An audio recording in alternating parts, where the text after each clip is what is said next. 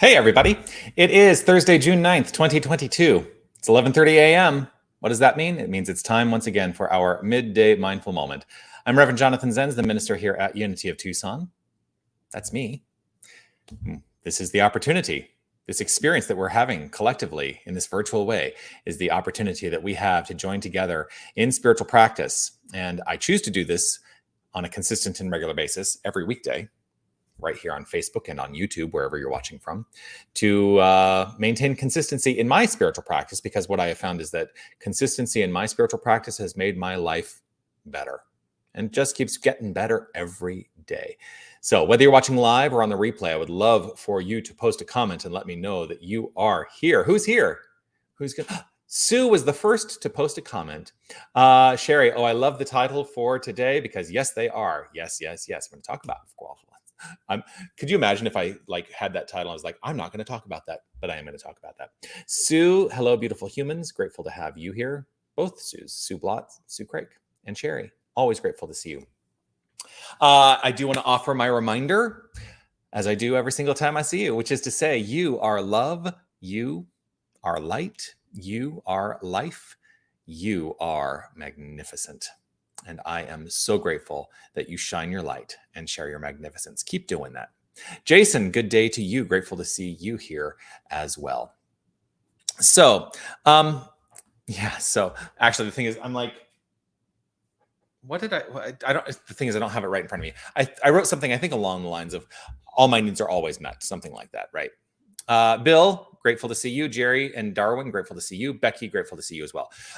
All my needs are met. They're always met. Do you believe that?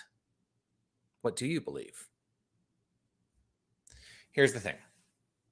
Fundamentally, our needs are always met because we are always in the flow of God. God, this infinite creative power, this infinite presence of potential and possibility. And the way that potential and possibility come into expression is through our acknowledgement and acceptance of that power and possibility coming into expression. It's like, it kind of goes around and around and around, right? It's like, well, I want this magnificent life. And what sometimes we perceive is that this magnificent life is not happening. I'm not being very clear today. Actually, it's funny, Sherry. I was about to basically go right where you've just gone to.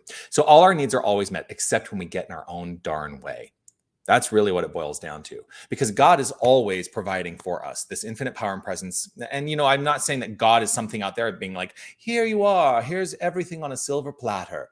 No, what I'm saying is that God as us is all we need to create the most magnificent lives we want to experience. Our needs are always met because the infinite power and presence is infinite. All we need to do is just place our conscious awareness onto what it is we would like to experience. It's a tall order for a lot of people, because what happens is if we don't perceive right in that exact moment that we're getting what we want, I'm going to talk about getting what you want, that we're not getting what we want, then we go, this stuff doesn't work. Well, the challenge is, nobody ever wants to hear this. But I'm going to be very clear. I'm going to say it slowly. In the New Thought movement, in religious science, in divine science, in unity, we do not teach you can get what you want. But you may have come to this philosophy thinking, oh my gosh, they're going to teach me how I can get what I want. We do not teach how to get what you want. What do we teach? What we teach is that our lives are flowing forth based on the equivalencies in our own consciousness. So if what you want is not equated in your consciousness, then you will never receive it. So we don't teach you get what you want. You get what you are equal to. And so part of this journey, part of the spiritual practice is to say, all my needs are always met, fundamentally, right?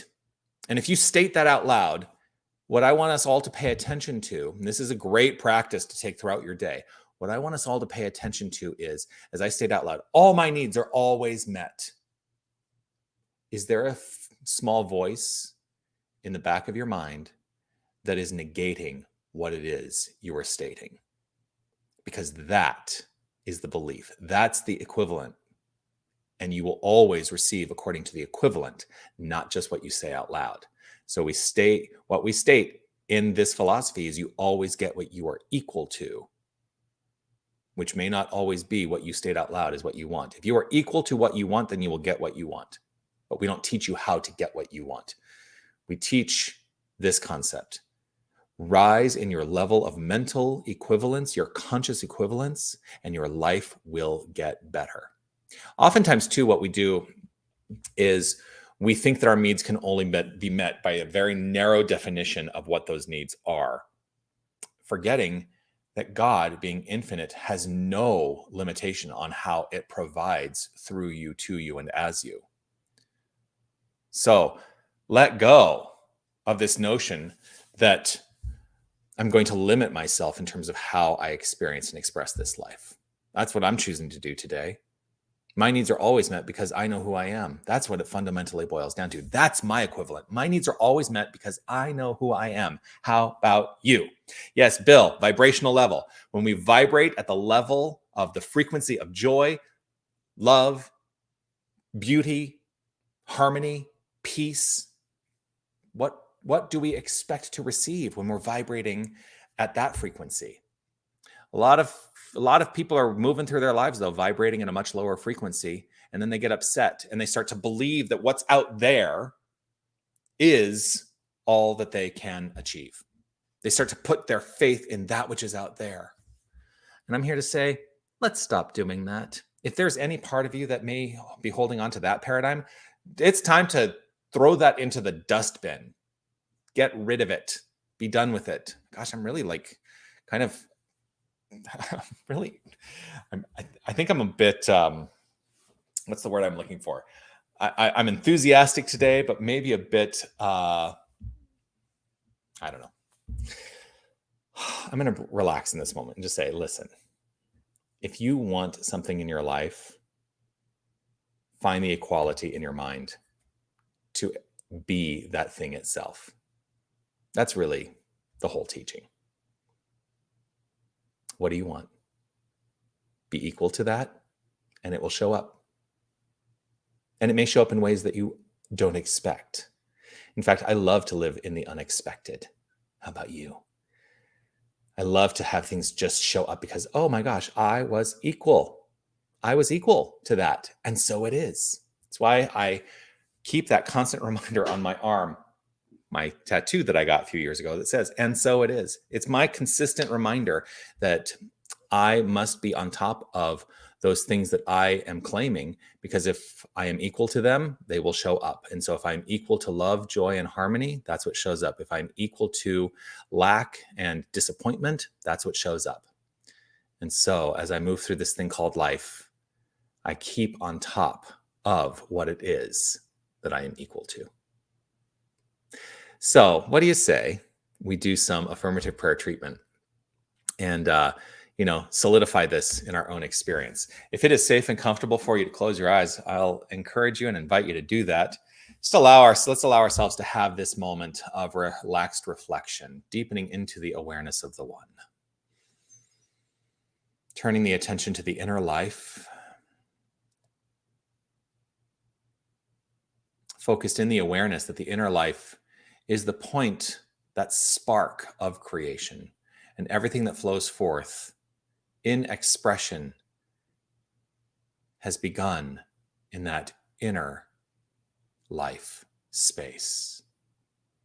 We are, each and every one of us, the spark of creation.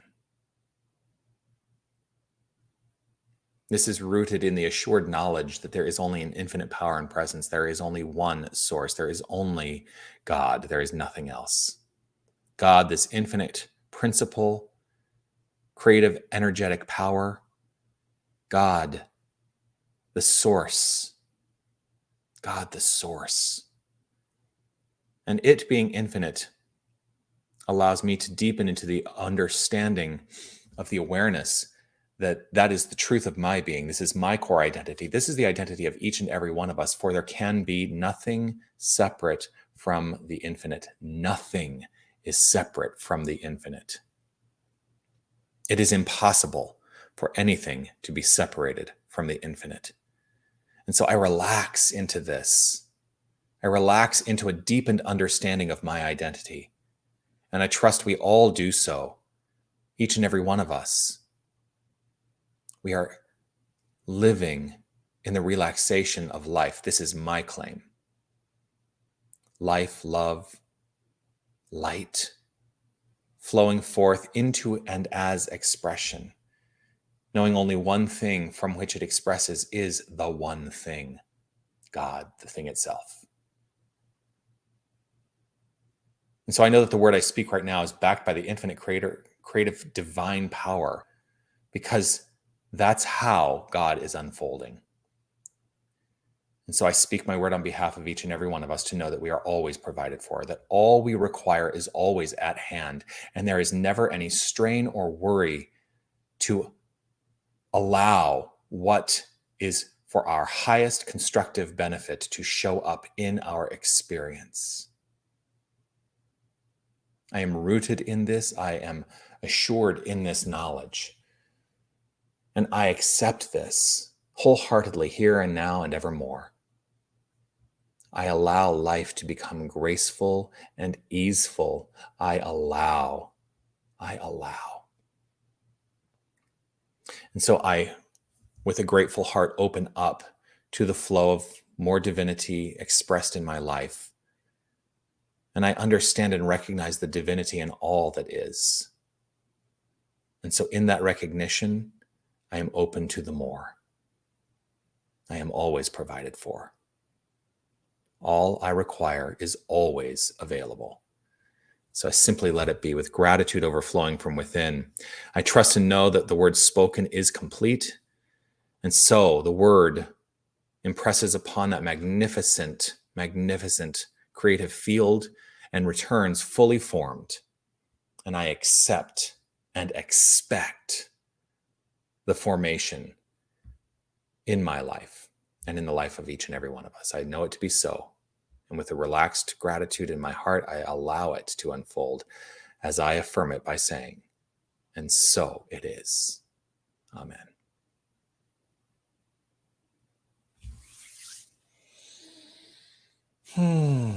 And so it is. Sherry, you're ready for your trip? Perhaps, yes.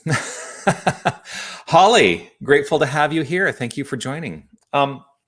So thank you all for joining. Grateful to spend this time with you. I will be back again tomorrow for our Friday Mindful Moment. Tomorrow we do a random reading, which I will admit I've already recorded because Fridays are always a pre-recorded Mindful Moment. But grateful to still be able to have the technology that allows us to make the connection each day.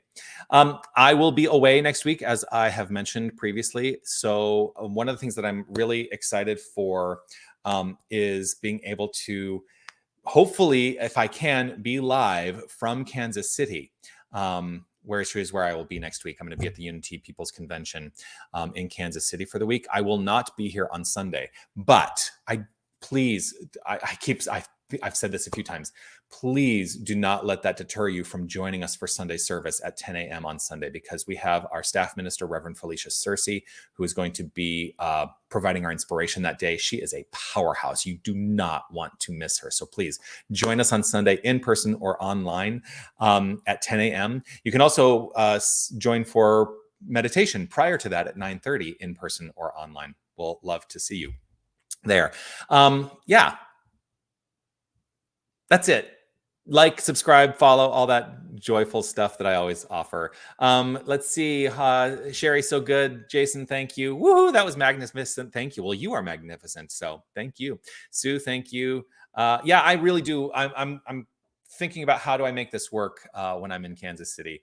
And thank you for your desire for my travels to be blessed, Sue. Always grateful for your conscious awareness and affirmation. All right, that's it. I look forward to seeing you tomorrow. Oh yeah, Alex is singing. Alexander Lionheart is going to be our musical, is going to be guiding us in all the music on Sunday. So excited for that.